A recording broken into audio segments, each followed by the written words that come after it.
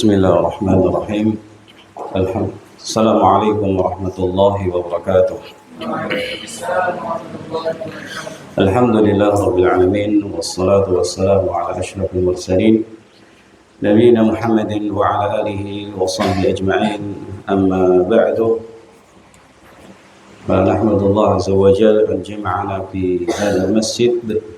Fahada liqa'una al-awwal في المحاضرة بعد الصبح. Ikhwan wa akhwati fillah rahmatullah. Mari kita bersyukur kepada Allah Azza wa Jalla atas segala limpah nikmat buat kita semua. Di antaranya Allah sudah mudahkan kita untuk melaksanakan sholat subuh, suatu ibadah yang besar, suatu ibadah yang akan menjadi ringan bagi orang-orang yang Allah Ta'ala berikan hidayah dan juga berikan kemudahan-kemudahan. Pada kesempatan pagi hari ini kita akan membahas tentang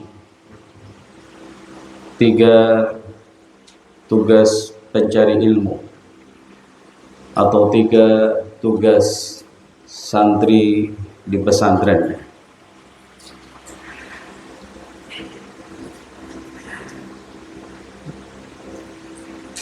Mengenal atau mengetahui tugas dan tanggung jawab kita masing-masing itu perkara yang penting. Orang sadar tentang kewajibannya. Orang sudah tahu tentang tugas-tugas yang harus dilaksanakannya. Kalau orang sudah tahu dan sadar, dia akan berusaha keras untuk menomorsatukan tugas-tugas dan kewajiban-kewajiban itu. Dia akan selalu berpikir untuk melakukannya. Apa saja yang mengganggu dari tugas-tugas itu akan dia, ada yang sebagai suami, ada sebagai istri, ada sebagai kepala negara, ada sebagai semuanya ya. Kalau mereka ini termasuk kita tahu kewajiban masing-masing, sadar akan kewajiban masing-masing dan tanggung jawab masing-masing, dan nanti akan dihisab, akan dimintai pertanggungjawabannya. Orang-orang itu dan kita semua itu akan lebih semangat dalam melaksanakan kewajiban dan tugas-tugas. Yang pertama atau 3 kewajiban ini secara ringkas adalah menegakkan sholat 5 waktu. Yang kedua, belajar ilmu atau tafaqquh fid din, menegakkan sholat 5 waktu, kemudian belajar ilmu atau tafaqquh fid din, dan membaca Quran dan mentadabburinya. Baca Quran dan mentadabburinya.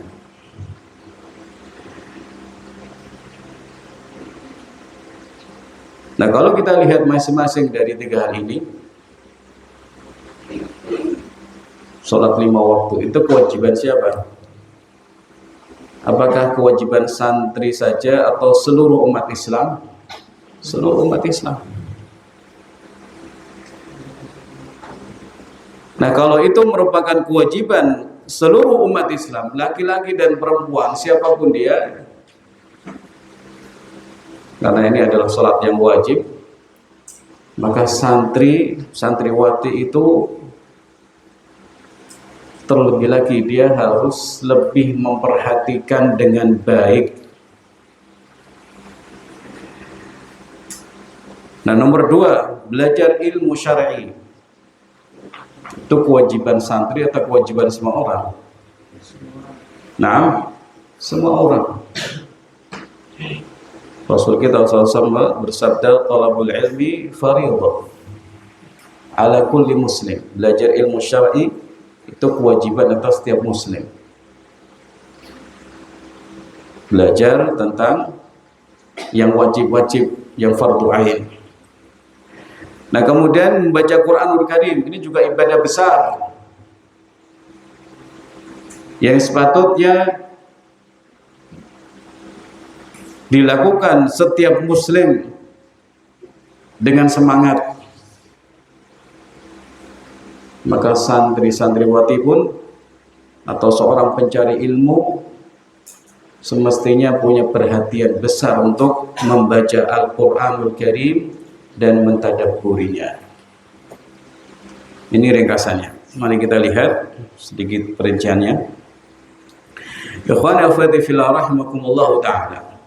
Tugas dan kewajiban pertama santri adalah iqamatus shalah, menegakkan sholat. Perhatikan tentang kata menegakkan sholat. Bukan sekedar sholat, perhatikan sholat, tapi tegakkan sholatmu. Karena inilah bahasa Al-Quranul Karim. Kita diberitakan Allah Ta'ala untuk menegakkan sholat. Ciri orang muttaqin di surah Al-Baqarah menegakkan sholat. Dia mengerjakannya, tapi mengerjakannya dengan penuh perhatian, mengerjakannya dengan penuh semangat, mengerjakannya dengan memperhatikan hal-hal yang berhubungan dengan sholat. Bukan sekedar yang penting sudah sholat. Nah, tidak seperti itu. Sudah sholat, cepatnya luar biasa, seperti ayam yang mematok biji-bijian. Itu tidak menegakkan sholat. Cepet-cepetan.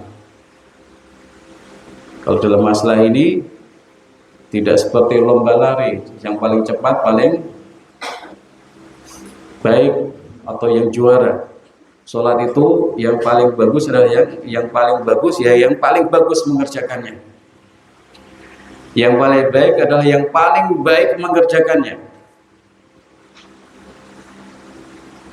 Sholatnya lebih panjang, sholatnya lebih khusyuk, bacaannya ditadabburi. Ayyuhal hudur rahimakumullah ta'ala. Sholat adalah rukun Islam yang paling utama, paling penting setelah dua kalimat syahadat. Sholat itu hubungan seorang hamba dengan Allah Subhanahu wa ta'ala. Sholat itu ibadah yang pertama yang akan dinilai di akhirat nanti, yang dihisab pertama kali, dinilai. Kalau baik, yang lain akan ikut baik. Kalau buruk, buruk. Nah, di dunia ini juga seperti itu sebenarnya. Kalau orang sholatnya baik, menjaga sholatnya, betul-betul sholat dengan baik, maka yang lain akan ikut baik. Akhlaknya akan baik. Perhatiannya terhadap kewajiban-kewajiban yang lain juga baik. Penghormatannya kepada bapak ibunya baik. Karena Allah Azza wa Jalla berfirman, "Inna sholata tanha 'anil fahsya'i wal munkar." Salat itu sungguh akan mencegah dari perbuatan keji dan mungkar. Itu salat yang dikerjakan dengan sebaik-baiknya. Hafidhu 'alas shalawati was shalatil wusta. Jagalah salat-salat dan salat yang wusta, salat asar. Ini bentuk perintah yang lain. Jagalah salat 5 waktu. Jagalah sholat asar.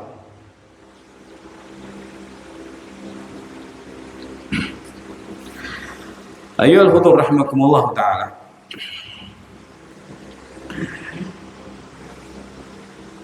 Sholat yang mencegah dari perbuatan keji dan mungkar adalah sholat yang di situ seseorang berzikir kepada Allah dengan penghayatan.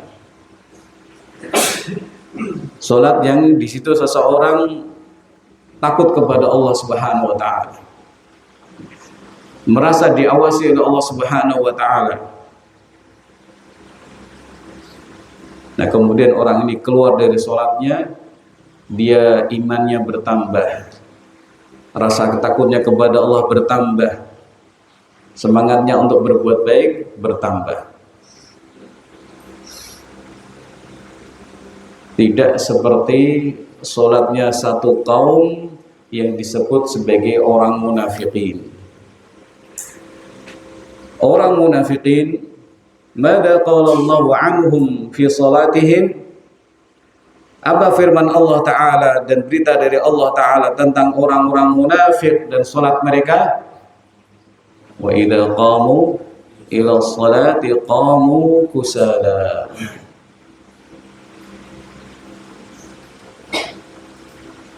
Wa idza qamu, kalau mereka bangkit ke salat, mereka malas-malasan, aras-arasan, berat.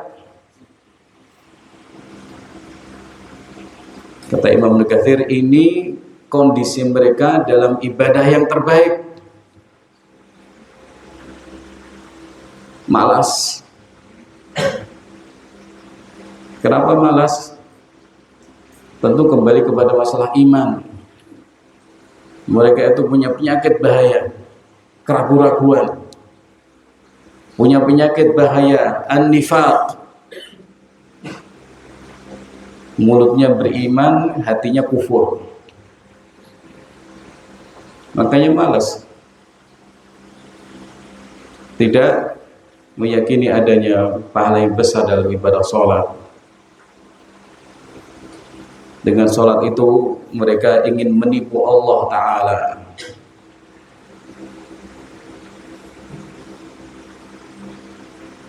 Tentu ini satu sikap yang sangat buruk sekali. Sahabat yang mulia Ibnu Abbas radhiyallahu ta'ala anhu mengatakan, yukrahu lirrajul an yaquma ila shalah wa huwa kaslan. Termasuk makruh atau dibenci, ada seseorang bangkit untuk sholat dalam keadaan wa huwa kaslan, malas-malasan. Nah, tentu ini berlaku juga buat al-mar'ah, wanita. Tidak tepat, tidak bagus, tidak benar, atau dibenci sekali kok ada orang bangkit ke sholat dalam keadaan kaslan, malas-malasan. Kalau sholat malas-malasan saja tidak bagus, apalagi yang nggak sholat sama sekali. Auzubillah min dzalik. Disuruh sujud kepada Tuhannya, kepada Rabbnya, tidak mau. Nah, terus bagaimana hendaknya seorang muslim ketika sholat? Kembali kepada perkataan Ibnu Abbas, walakin yaqumu ilaiha taliqal wajhi.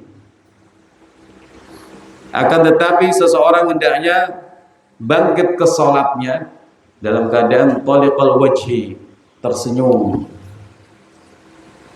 Benar kalian senyum?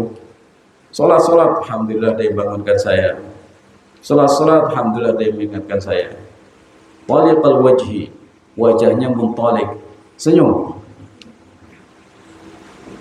Syadidar raghbah atau azimar raghbah, semangatnya besar, rasa sukanya kepada sholat sangat besar.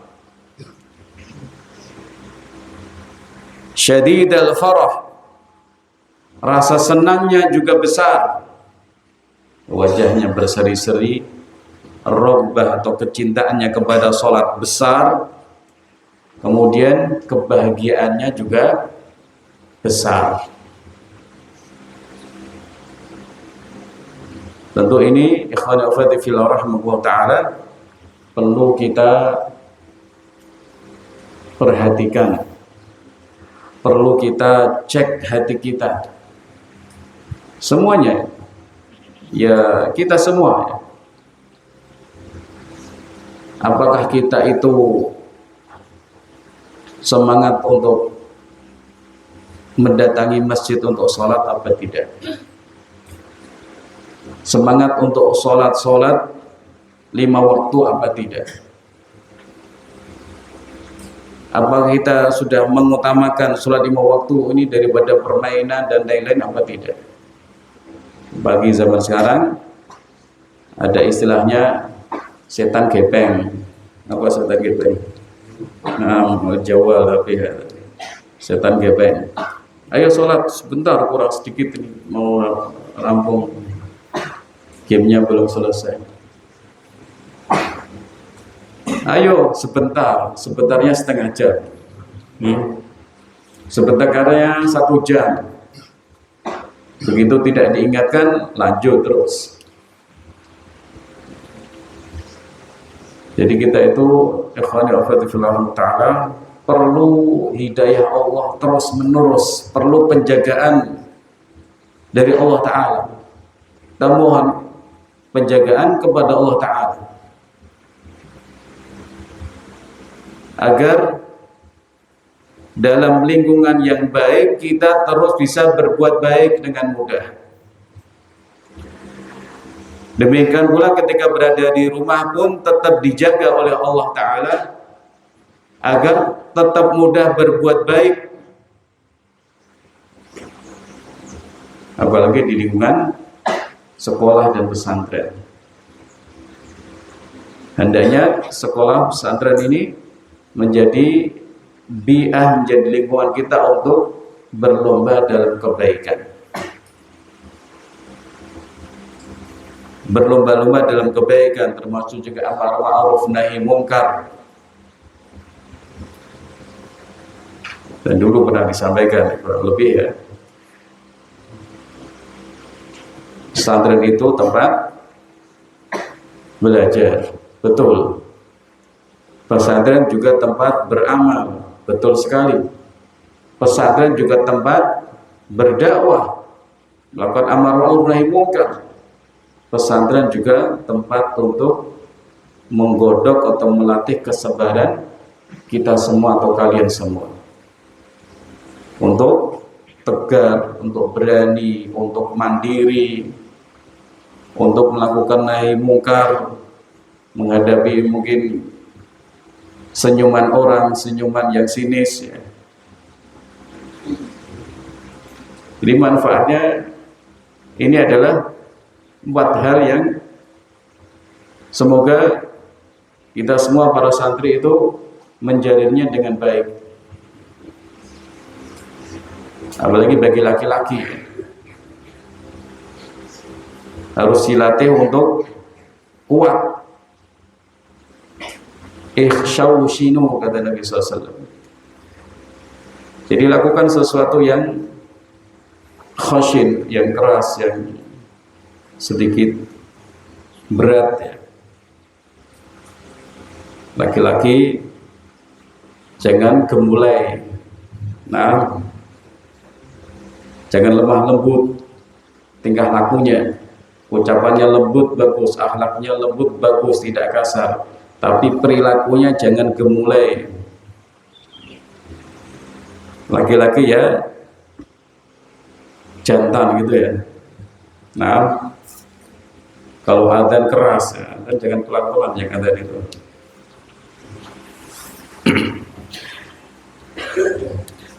Kemudian Ibn Abbas radhiyallahu anhu mengatakan, kenapa seseorang itu hendaknya tersenyum, suka dan bahagia ketika mau sholat? Li'annahu yunaji rabbahu, karena dia akan bermunajat, komunikasi dengan Allah Subhanahu wa ta'ala. Nah, coba kalian perhatikan ya, sholat dari awal sampai akhir isinya zikrullah, memuji Allah, mengagungkan Allah, minta kepada Allah, minta ampunan, minta rezeki. Memuat 2 bentuk ibadah, memuat bentuk dua doa, doaul masalah, doaul ibadah. Ada pujian, ada pengagungan, ada persucian. baca tasbih, baca tahmid dan takbir, ada juga permohonan-permohonan. Nah, itulah hakikat orang sholat, minta kepada Allah, memuji kepada Allah. Maka seharusnya seseorang bersemangat untuk ibadah sholat. Yunaji rabbahu, wa inna Allah amamahu, sungguh Allah berada di depannya, yaghfiru lahu, akan mengampuninya dan mengabulkan doa-doa yang dia panjatkan. Ayyuhal hudur rahimakumullah ta'ala.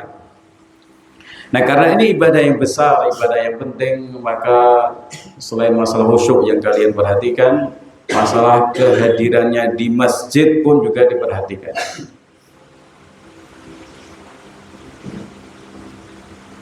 Datangnya orang berusaha untuk tidak terlambat, atau syukur-syukur sudah datang sebelum qomat atau sebelum adzan. Nah, untuk para santri ya, usahakan 5:30 itu sudah selesai semua, mau mandi dan lain-lain.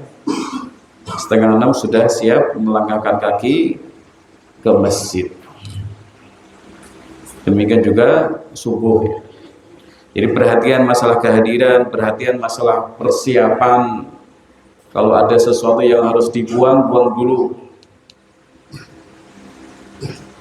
supaya sholat lebih baik dan lebih fokus. Demikian juga perhatian ke penampilan, masalah peci, masalah pakaian. Pakaian sudah luweceknya, masya Allah, misalnya dipakai 3 hari nggak dicuci, dipakai lagi. Ya. Hemat, Pak, hemat opo itu. Nah, bukan hemat itu. Kasihan nanti tetangganya dalam soft. Ini bau apa ya? Termasuk juga buat santriwati. Masalah peci perhatikan dengan baik ya. Itu termasuk keindahan dalam ibadah sholat. Baik, kita lanjutkan yang kedua, tafaqquh fiddin atau belajar ilmu. Nah, para santri itu datang ke pesantren ya tujuannya ini sebenarnya, aktivitas utama kalian. Bagaimana caranya? Semangat belajar, semangat hadir di kelas, semangat menyimak penyampaian dari ustadz-ustadzah. Kemudian betul-betul berusaha memahami pelajaran. Bukan sekedar selesai, tapi fahami dengan baik. Terutama pelajaran-pelajaran syar'i, masalah fikih, atau tafsir dahulu, kemudian hadis, kemudian fikih, tauhid. Fahami dengan baik. Karena dalam pelajaran-pelajaran ini ada petunjuk-petunjuk tentang akidah yang sahih, yang benar. Ada pelajaran tentang bagaimana ibadah yang benar kepada Allah Azza wa Jalla, cara bersuci. Kemudian poin-poin penting tentang akhlak mulia. Maka harus difahami. Enggak faham bagaimana? Tanya kepada guru. Saat belajar, tulis catatan, tulis keterangan guru. Jangan sampai kitabnya bersih. Kitab kok bersih, memang mau dijual lagi? Tidak, kitab itu kalian bawa pulang untuk jadi referensi, jadi bahan belajar dan beramal, dan nanti berdakwah juga. Kitabnya tipis, Ustaz. Ya, belajar itu dulu. Belajar itu ya bertahap, dari yang tipis, agak tebal, terus tebal sekali. Kalau yang tipis saja nggak paham, kira-kira yang lebih tebal paham apa tidak? Akan susah. Di santriwati itu tugasnya memahami buku-buku atau kitab-kitab yang sudah dijadikan kurikulum. Fahami dengan semaksimal mungkin. Makanya perlu adanya kesabaran untuk duduk di majelis ilmu, sabar menyimak, sabar untuk berusaha menghafal, sabar berusaha untuk memahami. Dan itu pula yang mengharuskan kita untuk murojaah, mengulang-ulang kembali pelajaran kita. Mungkin di kelas kita hanya paham 10%, tapi setelah bertanya guru, pemahaman bertambah. Setelah mengulang-ulang lagi, bertambah, dan semakin baik pemahaman. Karena itu, jangan pernah putus hubungan dari ilmu. Coba sekarang kalian, saya tanya, orang yang gini-gini itu, kira-kira pernah libur latihan apa enggak? Yang binaraga atau yang ototnya sudah keluar semua ini. Ya, kira-kira satu hari libur apa enggak dia? Sepertinya enggak. Kira-kira dia malas-malasan apa tidak? Sepertinya enggak. Dia punya tujuan, saya harus membesarkan otot bicep, tricep, apa-apa itu. Kalau 5 kilo sudah, nambah 10 kilo enteng, nambah lagi. Akhirnya tambah besar, tambah kuat. Nah, gambarannya kurang lebih seperti itu kalau orang mau sukses belajar. Yang sudah dipelajari, kuasai dengan baik. Kalau yang sudah dipelajari, yang tipis sudah dikuasai dengan baik, nanti meningkat ke level berikutnya. Agak susah ya karena baru, tapi begitu dipelajari terus akan mudah. Naik level lagi. Namanya belajar seperti itu, ada kesulitannya, ada bobotnya. Kalau pengen mudah, ya sekolah SD saja terus ya. Nanti jadi juara, tapi paling tua nanti di sana. Sekolah berjenjang, sekolah itu ada level-levelnya ya. Karena akal kita juga butuh tambahan ilmu, butuh tambahan pengalaman, butuh tambahan hal-hal yang baik lainnya. Jadi usahakan untuk memahami, usaha keras untuk paham. Kemudian bersabar dan terus murojaah. Walaupun membaca 1 halaman saja, walaupun 1,5, 2 halaman, tapi setiap hari itu ada hubungan yang baik dengan kitab-kitab tersebut. Al-Imam Ibnu Qayyim rahimahullah, ikhwan wa akhwati fillah rahimahullah ta'ala, menyampaikan ada 6 langkah menuju kesuksesan dalam belajar. Kata beliau, yang pertama, lil ilmi sittu maratib, ilmu itu ada 6 tingkatan. Yang pertama, husnus su'al. Kalau bertanya yang baik, pertanyaannya baik. Kenapa bertanya? Karena saya nggak paham. Betul. Karena saya kurang paham. Karena saya ingin memastikan pemahaman saya. Ini diantara tujuan orang bertanya. Bertanya yang baik, bertanya yang berhubungan dengan pelajaran, bertanya tentang hal-hal yang bermanfaat. Kalau zaman dulu ada Imam Syafi'i rahimahullah ya, ditanya oleh seseorang, siapa nama istri iblis? Penting apa enggak ini? Tahu istrinya iblis penting apa tidak? Enggak ada penting-pentingnya. Yang penting iblis itu harus dijauhi. Bala tentaranya harus dihindari. Jangan mengikuti langkah-langkah syaitan. Nah, karena ini pertanyaan yang enggak bermanfaat, anfaedah gitu, maka dijawab dengan bahasa masyahidtu. Dzaka ursun ma syahidtuhu. Pas walimahan saya nggak hadir. Makanya nggak tahu siapa mempelai wanitanya. Dzaka ursun ma syahidtuhu. Ya. Kemudian husnul insat. Menyimak dengan baik. Insat itu diam tapi menyimak. Bukan diam tapi ngantuk, enggak. Diam tapi main-main, itu juga bukan insaf. Atau diam tapi menggambar. Husnus insaf, menyimak dengan baik. Kemudian husnul fahm, pemahaman harus benar, tadi disinggung. Selanjutnya adalah al-hifdzu, menghafal. Ada hal-hal yang perlu dihafal. Ada kitab-kitab yang ringkas yang memang ditujukan untuk dihafal, seperti usul salasah yang kalian pelajari, atau arba'in nawawi, itu penting untuk dihafal. Kalau orang hafal, dia punya fondasi kuat dalam ilmunya.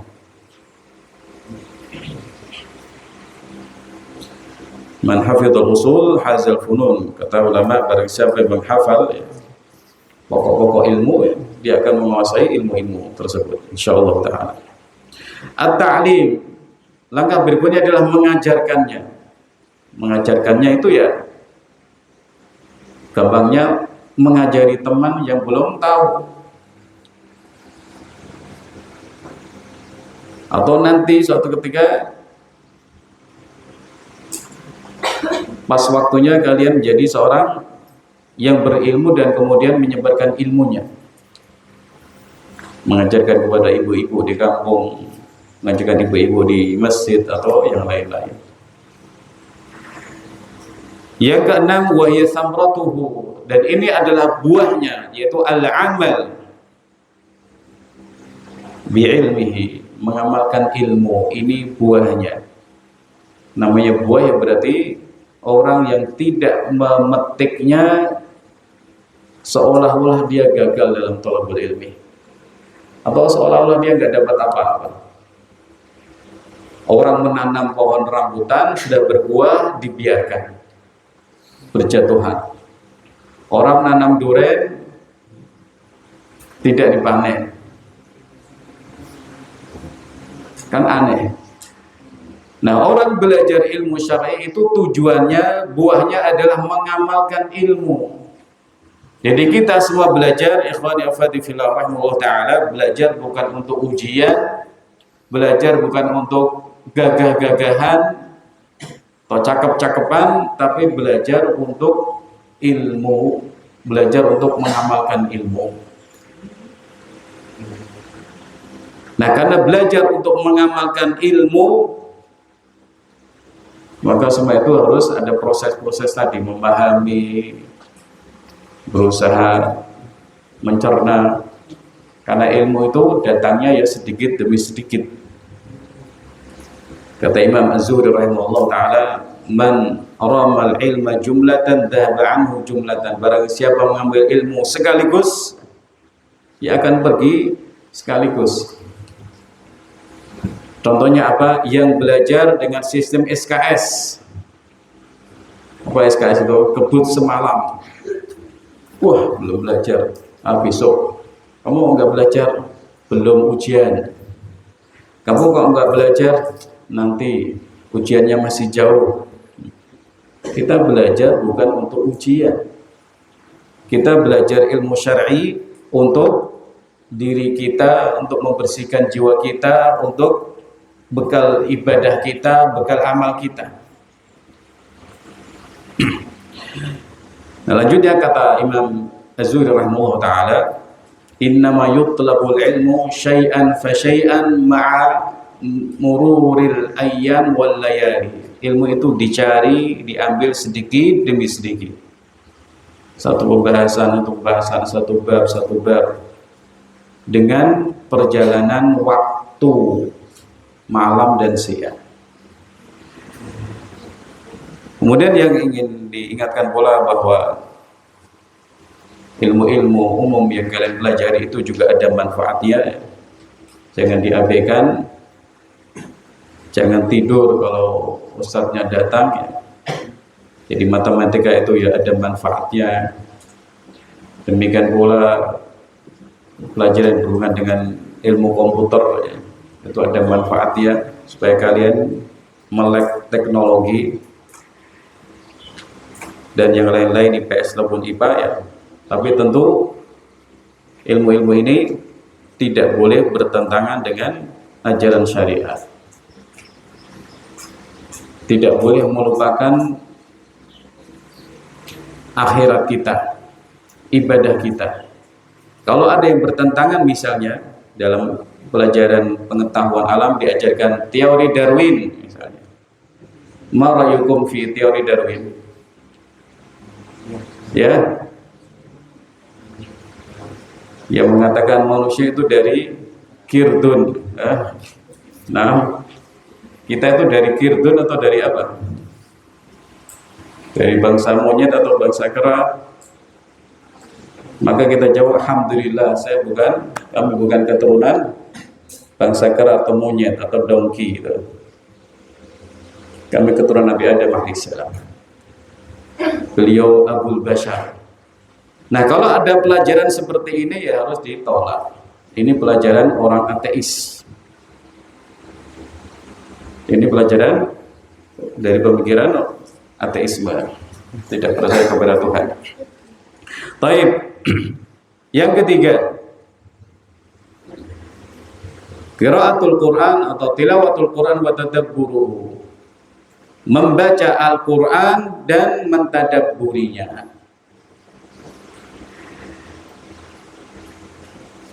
Kenapa kita mesti semangat untuk membaca Al-Quran, ikhwan wa akhwat?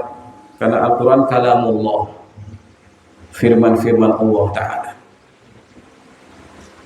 Orang yang menyukai baca Quran, di situ ada cinta dia kepada Allah Azza wa Jalla. Ingin dekat-dekat dengan Allah Ta'ala. Sehingga sebagian ulama menyebutkan zikir yang paling baik kalau itu mutlak adalah membaca Quranul Karim. Mutlak itu ya tidak terikat dengan waktu ataupun tempat. Misalnya jam 9 pagi kalian mau zikir, apa yang terbaik? Baca Quran. Kalau sudah sholat duha, sudah yang lain-lain, mumpung ini hari libur misalnya, apa yang terbaik? Zikir yang terbaik, Iqra'ul Quran, Iqra'u kalam Allah. Kenapa juga kita itu perlu tadabbur, mentadabburi, merenungi, memahami Al-Quran Karim? Karena Al-Quran adalah hidayah. Al-Quran itu hidayah, petunjuk dari Allah Azza wa Jalla untuk hamba-hambanya yang beriman. Hudal lil muttaqin. Hanya saja yang dapat hidayah yang paling banyak adalah orang-orang bertakwa. Khawani wa fadhi fillah rahimakumullah ta'ala. Allah Ta'ala berfirman, kitabun anzalnahu ilaika mubarakul liyadabbaru ayatihi wa liyatadhakkara ulul albab. Silakan ini nanti dicari ayatnya, surah Shad ayat 29, dihafalkan. Penting sebagai bekal kita untuk diantaranya untuk bersemangat dalam membaca Quran dan mentadabburinya. Kitabun anzalnahu ilaik, kitab yang sudah kami turunkan kepada engkau wahai Muhammad SAW. Mubarakun, penuh berkah. Berkah itu apa? Fihi khairun katsir, ada kebaikan yang banyak. Kata Syekh Sa'di rahimahullah, khair katsir, membacanya berkah.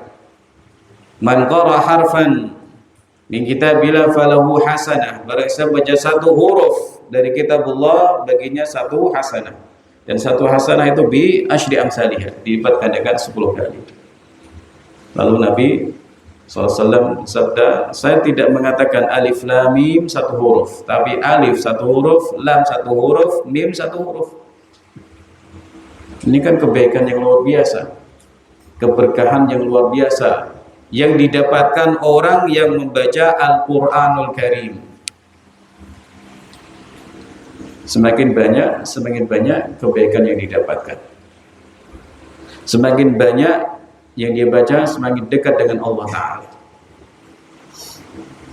Dan sebagian ulama menyebutkan kalau dahulu dia diberi wasiat atau pesan oleh gurunya, bacalah Quran dengan banyak, semoga Allah diberkahi. Maka ulama yang mengatakan semakin saya banyak membaca Quran, keberkahan-keberkahan itu saya dapatkan dengan lebih banyak lagi. Keberkahan waktu, keberkahan macam-macam. Maka ini juga menjadi PR buat kita semua, bagi siapa saja yang hatinya itu lebih semangat untuk pegang setan gepeng tadi. Sedikit buka, padahal nggak ada apa-apa, nggak ada yang ngirim WA kepada dia, nggak ada apa. Tapi orang iseng saking biasa, sedikit buka, sedikit begini, scroll. Nah, seandainya waktu-waktu kita yang untuk tadi yang sia-sia itu untuk baca Quran, kebaikan-kebaikan itu akan sangat banyak sekali kita dapatkan dari Allah Azza wa Jalla. Fihi khairun katsir wa ilmun qasir, dan juga ada ilmu yang sangat banyak.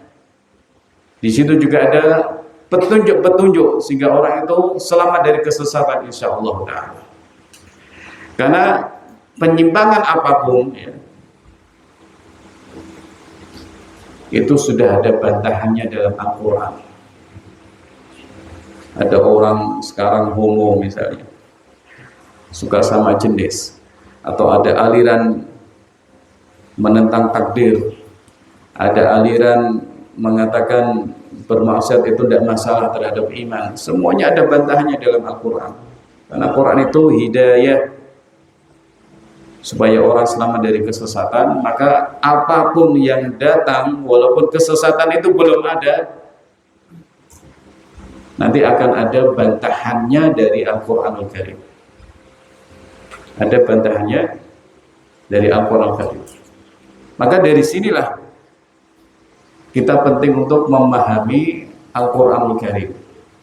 Diawali dari surat Al-Fatihah yang merupakan induk Al-Quran, yang merupakan ummul kitab. Kita pahami di situ ya, banyak sekali petunjuk-petunjuk besar dalam agama kita tentang tauhid, tentang pembagian tauhid menjadi 3, tentang iman kepada hari akhir, iman kepada kenabian Nabi SAW, iman kepada takdir, ya. Demikian juga berislam dengan manhaj salafus salih Abu Bakar Siddiq dan Umar bin Khattab misalnya. Di situ ada, bahkan sebagian ulama menyebutkan di surah Al-Fatihah itu juga ada isyarat tentang khilafah Abu Bakar Siddiq radhiyallahu taala anhu. Ya. Kita lanjutkan ayatnya, mubarakun liyadabbaru ayatihi. Nah, ini yang menjadi pembahasan kita nomor 3 ini, agar mereka mentadabburinya. Tadabbur itu apa? Ya, faham dulu, kemudian renungi, memahami. Nah, di antara cara tadabbur ya, kita baca ayat-ayat berulang-ulang dalam sholat ataupun di luar sholat. Nah, sebagian ulama dahulu membaca satu ayat diulang-ulang dalam sholat malamnya, dibaca ulang, berbaca ulang. Faman ya'mal mithqala dzarratin khairan yarah. Jadi misalnya bacaannya surat Az-Zalzalah, kemudian sampai di ayat-ayat itu diulang lagi. Bahwa nanti kebaikan apapun itu kita akan melihatnya, keburukan apapun yang kita lakukan akan juga kita lihat dan dibalas. Nah, surat-surat pendek itu penting untuk kita fahami maknanya, kemudian kita tadabburi kandungannya, karena di situ ada penanaman akidah yang kuat tentang Allah Azza wa Jalla dan akhirat terutama. Kalau orang beriman kepada hari akhir, hari pembalasannya, itu akan bermanfaat bagi tingkah lakunya. Dia akan baik, tidak berani berbuat jahat, tidak berani mengolok-olok orang, nggak berani membuli, nggak berani menzalimi, apalagi sampai bunuh, apalagi sampai dosa-dosa besar yang lainnya. Karena dia tahu, yakin akan ada balasannya di akhirat nanti. Jadi ini kata Syekh Sa'di, lihat dabbaru, ini adalah hikmah diturunkannya Al-Qur'anul Karim. Hikmah diturunkannya Al-Qur'anul Karim atau tujuan diturunkannya Al-Qur'anul Karim. Maka kata beliau juga di sini ada al-has, ada dorongan supaya kita mentadabburi Al-Qur'an. Bukan hanya baca Quran tapi tadabburi. Nah, pelajaran-pelajaran tafsir kalian dibaca-baca dengan tadabbur. Bukan selesai kemudian tutup buku, tapi dibaca apa maksudnya. Karena itu yang menjadi tujuan diturunkannya Al-Quran. Nah, kita ini hendaknya ketika membaca Al-Quran, pertanyaannya apakah saya sudah paham ini apa belum? Bukan sudah hatam apa belum, sudah selesai ini apa belum, tapi sudah paham apa belum. Kemudian sudah mengamalkan apa belum.